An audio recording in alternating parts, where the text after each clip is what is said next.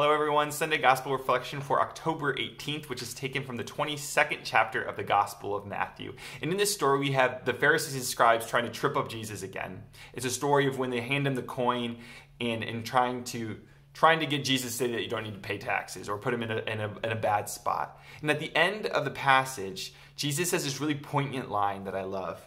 He says, "Render therefore to Caesar the things that are Caesar's, and to God's the things that are God's."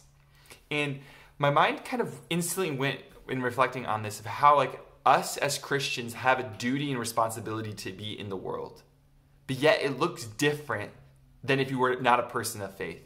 And I started thinking about the election, like how we as dutiful Christians have a right and a duty and a privilege to be able to vote, that we're so blessed to be able to live in a democracy.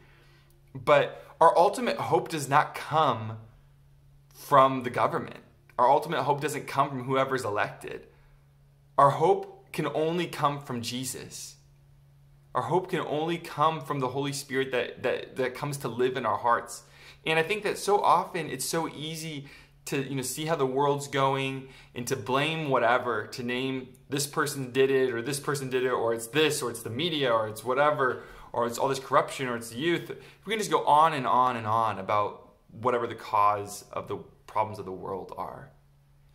And there's definitely a place that we need to do that, but more than that, we need to let our hearts be transformed by Jesus.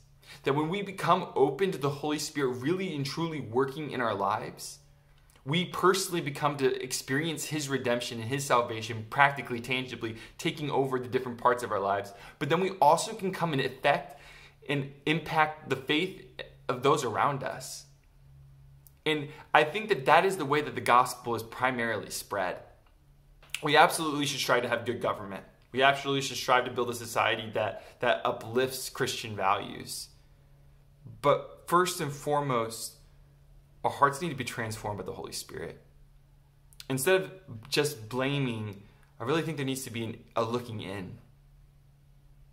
And be like, I have responsibility for myself and for those around me. And I'm blessed to live in a society that is a democracy, that I do have a say, but it's not the first and foremost focus. The focus is on Jesus. And just even further reflecting on what are the things that I owe God? And I really never could come up with anything exactly tangible, but just reflecting on that, what are the things that I owe God? And I encourage you just to do that for yourself. From all of us at St. John the Evangelist, God bless.